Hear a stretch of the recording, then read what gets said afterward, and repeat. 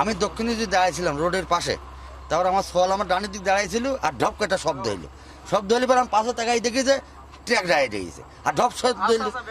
তারপর দূরের দূরে তালন দুই বাবিটাই আইসি দেখি যে ড্রাইভারও নাইবে আসলো, ট্রাকের ড্রাইভার নাইবে আসি আমার দাঁড়া রয়েছে। তারপরে তাকাই দেখি যে ড্রাইভার ওই মাইকের ড্রাইভার আর পাশে একটা লোক ছিল ওর ভিতরে ঢুকে রয়েছে, চিপি ঢুকে রয়েছে, মুই তো গেছেই চিপি রয়েছে ভিতরে। তাকাই দেখি যে একটা লোক মরি পড়ি রয়েছে আর দুটি লোক আর মহিলাটাও মরি রয়েছে। তার দুটি লোক একটা চেতন ছিল মানে তাজা ছিল আর একটা ঠ্যাং ভুং ভেঙে গেছে, তারা বলতে আমার বাঁচাও নাবাও। তারপরে পানি খাওয়া করছিল, একদিনের পরে পানি দিলে সেটা মারা গেল।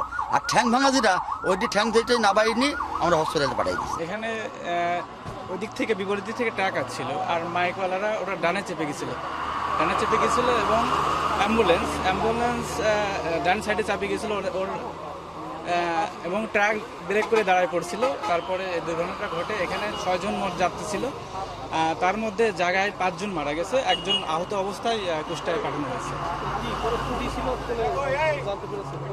টুটি সম্ভবত ড্রাইভার হয়তো বা ঘুমন্ত অবস্থায় ছিল অথবা ওভারটেক করতে গেছিল। একজন মানে নড়বো খাবো আর 2 জন গাড়ির ভিতরে একদম মানে বাইরে এমন অবস্থা আছে যে দেখা যাচ্ছে না।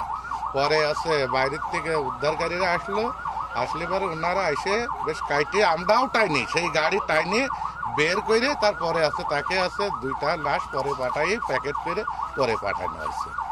আমরা আমাদের সেন্ট্রি পোস্টে মোবাইলে সংবাদ আসে যে ইবি থানার এই লক্ষ্মীপুর নামক স্থানে একটা অ্যাম্বুলেন্স এবং একটা ট্রাকের মুখোমুখি সংঘর্ষ হয়েছে এবং অনেক লোক আটকা পড়েছে বা মারাও যেতে পারে।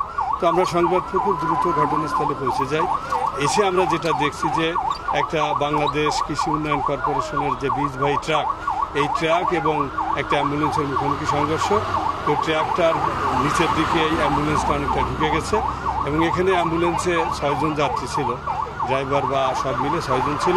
একজনকে মারাত্মক অবস্থায় জীবিত কিন্তু খুব মারাত্মক আহত ছিল, তাকে উদ্ধার করা হয়েছে এবং বাকি যে 5 জনের ভিতরে ছিল ড্রাইভার সহ সবাই ওখানে মারা গেছে বলেই আমরা অনেকটা মনে করি, কারণ তাদের চেহারা পর্যন্ত বিকৃতি হয়ে গেছে। তা এদের বাড়ি আমরা ওই যে ড্রাইভারের পকেট থেকে যে মোবাইলটা পাইছি সেখানে থেকে সেই মোবাইলের মাধ্যমে জানতে পারছি যেটা নড়াইল জেলার লোহাগাড়া থানাধীন লক্ষ্মীপাশা নামক স্থানে এদের বাড়ি। এদের একজন রুগী ভর্তি ছিল পাবনা মেন্টালে, একজন মহিলা রুগী, তাকে রিলিজ দেওয়ার পরে আজকে তাকে নিয়ে বাড়ি ফিরতে ছিল। ফেরার পথে এখানে এই স্থানে আর কি তারা দুর্ঘটনা কবলিত হয় এবং ওই রুগীটাও মারা গেছে। এই আমরা যতটুকু জানছি। হ্যাঁ, আমরা এই 5 জন রুগীকে আমরা উদ্ধার করে আমরা আমাদের বডি ব্যাগে করে আমাদের অ্যাম্বুলেন্স এবং পুলিশের অ্যাম্বুলেন্সে করে সদর হাসপাতালে আমরা পৌঁছাচ্ছি।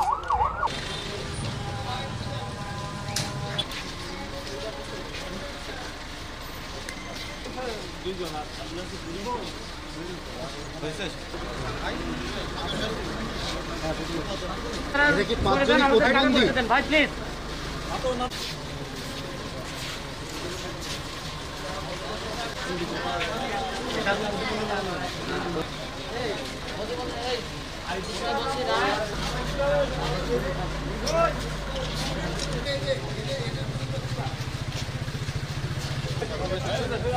ভাই একটু দাঁড়ান ভাই প্লিজ। আমি মোবাইল কিন্তু সবই আছে কিন্তু